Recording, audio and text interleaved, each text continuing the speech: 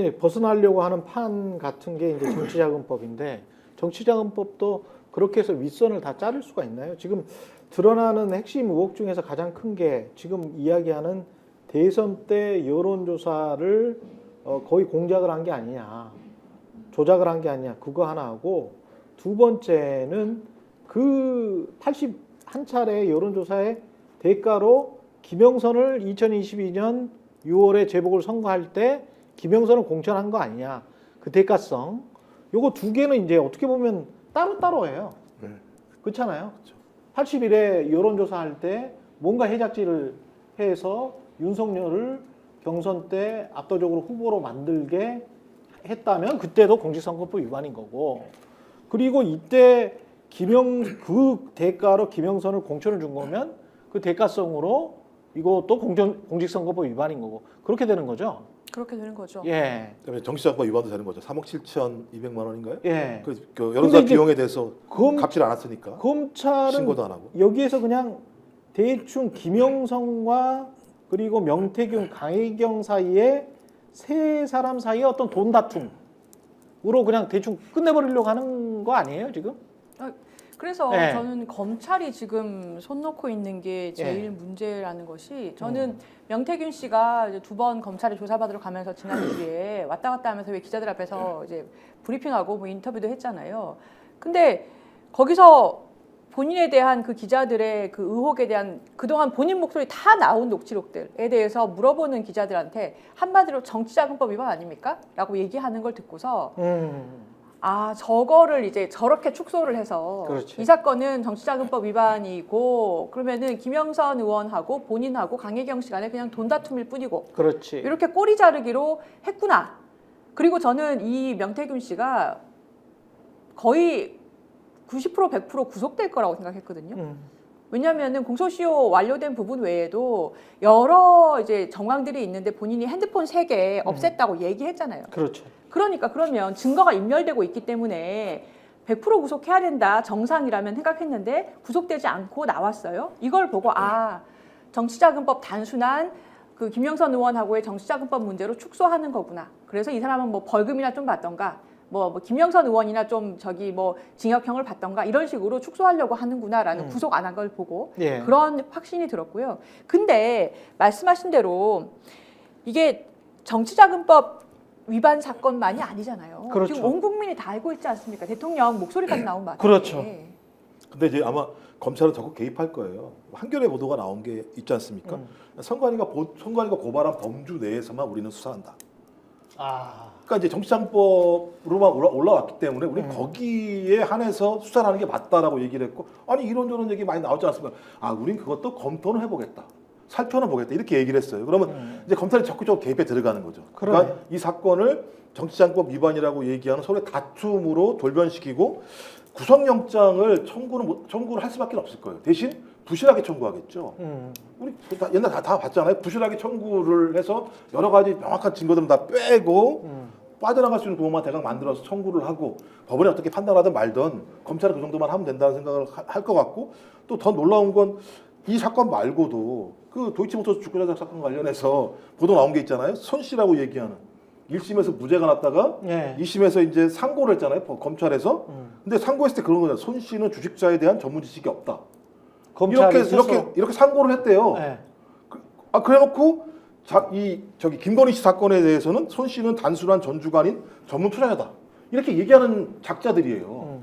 여기는 전문 지식이 없다라고 상고를 하고, 여기는 전문적인 투자자라고 예를 들면 얘기를 하는 이중적 잣대를 갖고 있기 때문에, 그리고 김건희 일반 투자자라서 기소하지 않는 것이다. 예, 그렇죠. 그렇게 이야기를 한 거죠. 그렇죠. 이제 이 상고한 내용을 모르고 넘어갈 거나 아니면 한참 나중에 알 거라고 생각했던 거죠. 근데 그럼 이것도 마찬가지겠죠.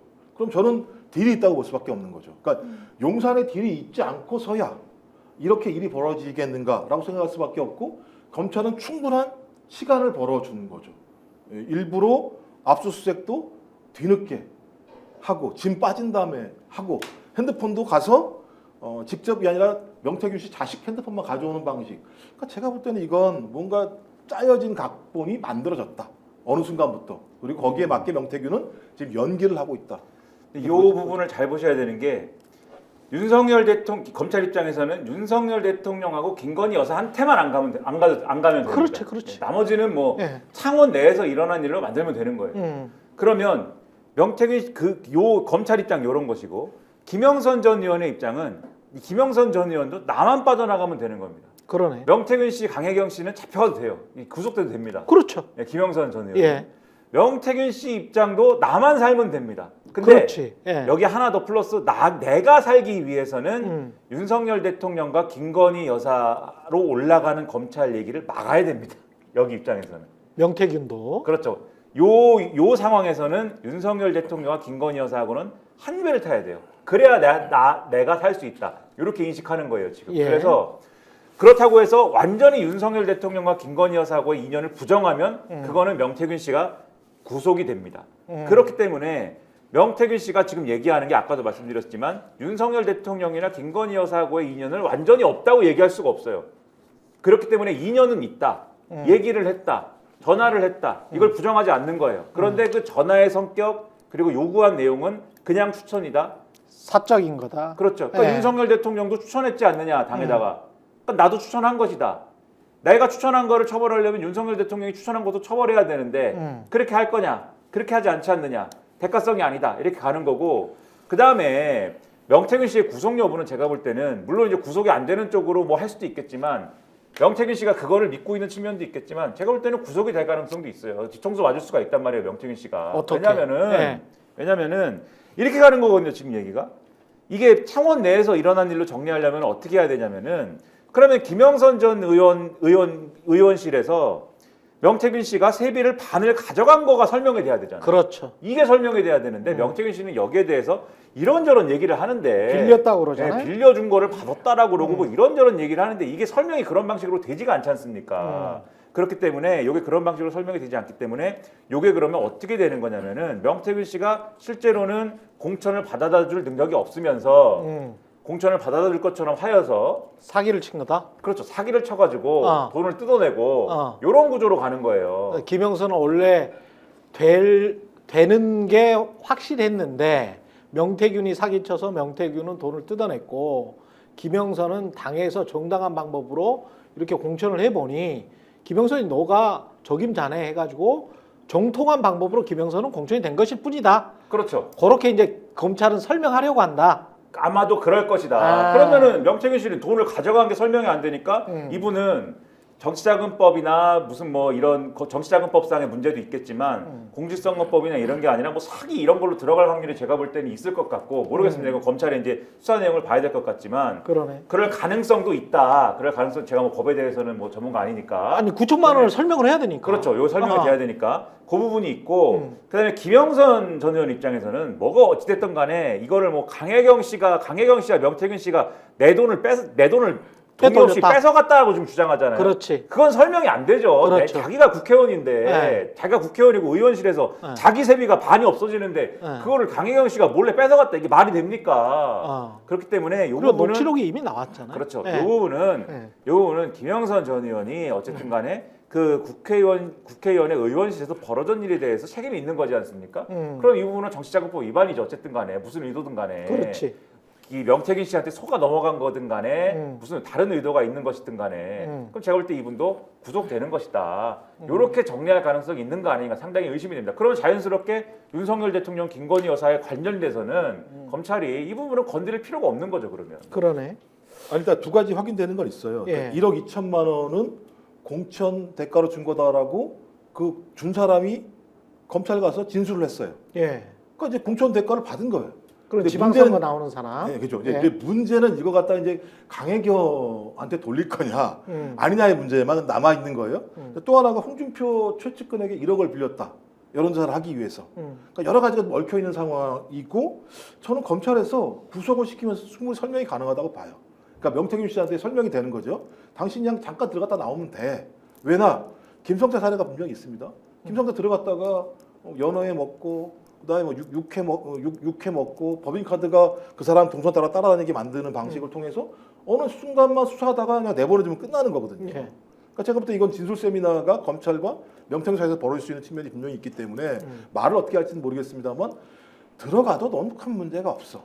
이 사건이니까. 뭐 예를 들면 집행유예로도 끝날 수 있는 거고 제가 볼 때 이 문제 같은 경우 나와서 살면 되는 거니까. 이정호 씨도 그렇고 권오수 씨도 그렇고 다 뭐 구속 잠깐 당했다가 다 나와서 집행유예 상태로 그렇게 살고 있으니까요. 근데 네. 더 무서운 건 이제 차도산 일이 벌어질 수 있다라는 거죠. 음. 이 사건 때문에. 예. 김소연 변호사 이렇게 얘기하는 거 보면 제가 볼 때 이준석 한동훈 죽일 거라고 봐요. 이걸 통해서. 예를 들면 어떻게? 이준석 사건이 이미 나왔잖아요. 뉴스토마토에서 나온 내용이 있으니까 그거 조지면 되거든요. 근데 자 찾아봐가지고. 여기에서 자 명태균은 저 권력도 없고 그렇다고 쳐요. 그런데 이준석 같은 경우는 자기를 또 죽이려고 하면 지난번에 이제 성매매 관련해서도 혐의를 겨우 벗어났는데 자기를 또 죽이려고 하면 가지고 있는 게 너무 많을 텐데. 그리고 명태균은 지금 휴대폰을 버렸다 이런 식으로 이야기를 하면서 대통령 측에 야 나는 증거와 관련해서는 입을 꾹 다물게라고 좀 메시지를 주는 것 같잖아요. 근데 이준석 분명히 김건희와 오고 간 수많은 대화, 녹취 그리고 카톡이 있을 거란 말이죠. 거의 90% 이상 있을 텐데 99% 이상 이준석을 친다? 이준석을 칠 수가 없지. 아니 한동훈도 그렇게 따지면 못 치는 거죠. 한동훈도 못 친다. 아니 왜냐면 그 내용을 갖고 있다면 한동훈은 안 갖고 있겠습니까? 근데 지금 온통 공격 포인트는 한동훈이에요. 지난주 토요일 날이요. 근데 이 사람 그렇게 되면 다 이제 당 내 내부 분열이나 더 분열적으로 갈 텐데 보수가 지금 걱정하는 것, 그러니까 윤석열 씨 말고 윤석열 대통령은 별로 생각이 없는 것 같으니까 조중동을 바치고 있는 보수가 걱정하는 거는 보수의 분열이거든요. 이렇게 되면 공멸하는 거기 때문에 여기에서 그냥 어떻게든 그냥 틀어막고 2년만 버티자. 또는 한 가지 방법은 대통령이 정말 개과천선해서 개헌을 먼저 주장을 해라. 주장을 하고 뭔가 받아들이고 그리고 결자 정리를 하는 그런 상황으로 가는 것. 그러면 보수가 다음에도 정권을 잡을 수 있다. 요거잖아요. 그게 이제 조중 동끼리 조금 다른데 네. 동은 특검 받자입니다. 특검 받자. 네, 동아일보는 특검을 받자여서 어떤 기자들이 이건 기자들 얘기입니다. 기자들이 이제는 동아일보를 그런 식으로 부릅니다. 동결해냐 이렇게. 정결해냐? 보수계의 아, 진보 정결하냐? 매체인 거예요? 네. 그러니까 뭐 네. 실제 그렇다기보다는 이 기자들이 이제 놀리는 거죠. 네. 동결회의인가 이렇게 하는데 네. 어떤 기자가 그랬다. 기자들이 일부 네. 이제 기자들끼리 얘기해요. 네. 언론계니까. 예, 그렇죠. 예, 놀리듯이 예. 이제 그렇게 얘기를 하는데 어쨌든 동아일보는 특검 받자예요. 중앙일보는 눈치 보는 것 같고 아 이거 어느 쪽으로 해야 돼? 어느 쪽으로 풀어야 돼? 근데 어쨌든 잘하자 분위기인 것 같고 중앙일보는 대충 잘하자.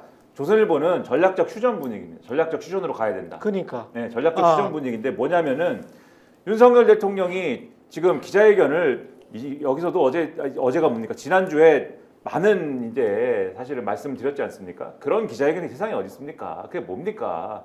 예? 보수의 모든 우주의 기운을 몰아줬는데도 그렇게밖에 못하지 않습니까?